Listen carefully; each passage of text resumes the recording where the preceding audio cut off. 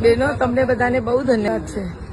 તમે આટલા સવારના વહેલા ઉઠીને આજે સાધુ સાધુજીની સેવા ભક્તિ માટે ઘરના કામ, છોકરાઓનું બધું જ ભૂલી અને તમે છોડીને અહીંયા આગળ આવો છો. બહુ બહુ ધન્યવાદ છે. સાથે સાધ્વીજીની વ્હીલચેરો ચલાવવી એટલે કાંઈ સહેલી નથી, પણ તમે વ્હીલચેરો ચલાવવા માટે પણ એટલા બધા ટ્રેન થઈ ગયા છો કે ક્યાંય પણ સાધ્વીજીને તકલીફ પડતી નથી.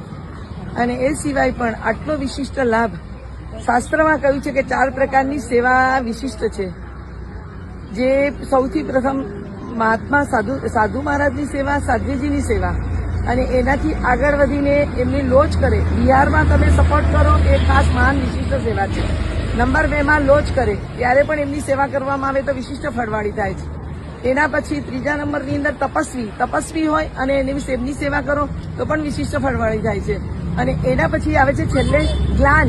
બીમાર હોય છે, હોસ્પિટલોમાં લઈ જાઓ છો તમે લોકો, મારા સાહેબને બીમાર હોય, ડોક્ટર પાસે જવું હોય, એક્સરે માટે જવું હોય, MRI માટે જવું હોય, તમે તરત આમ એની ટાઈમ હાજર હો છો. એટલે ખૂબ ખૂબ તમને ધન્યવાદ છે આવી વિશિષ્ટ સેવા દ્વારા.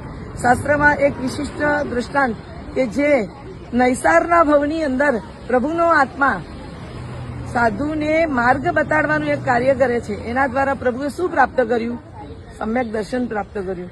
સમ્યક દર્શનનું કારણ આ સાધુની વિશિષ્ટ સેવા છે. અને એ સમ્યક દર્શન પ્રાપ્ત કર્યા પછી ઉત્તરોત્તર ભવોની અંદર પ્રભુના આત્માએ શું પ્રાપ્ત કર્યું? તીર્થંકર નામકર્મ ઉપાર્જ્યું. એ તીર્થંકર નામકર્મ ઉપાર્જનમાં કારણ શું બન્યું? તો કે પ્રભુ સાધુ સાધ્વીજીની વિશિષ્ટ એવી વૈયાવચ અને સેવા. એટલે આ વૈયાવચ ખૂબ પ્રસન્નતાથી, ખૂબ અખંડ ભાવે જાળવી રાખજો અને ક્યારેય પણ મનના ભાવોને જરા પણ દોષિત કરતા નહીં.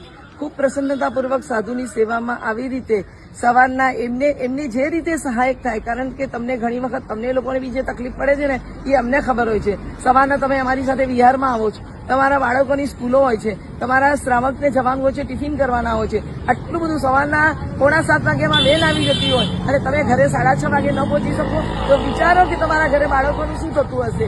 પરંતુ તમે આ બધું જ ભૂલી જઈ અને સાહેબની સેવા માટે આવો છો. ખૂબ ખૂબ ધન્યવાદ છે.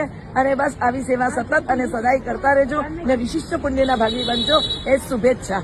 गुरु कृपा से प्रभु मिले, प्रभु कृपा से गुरु मिले, गुरु कृपा से प्रभु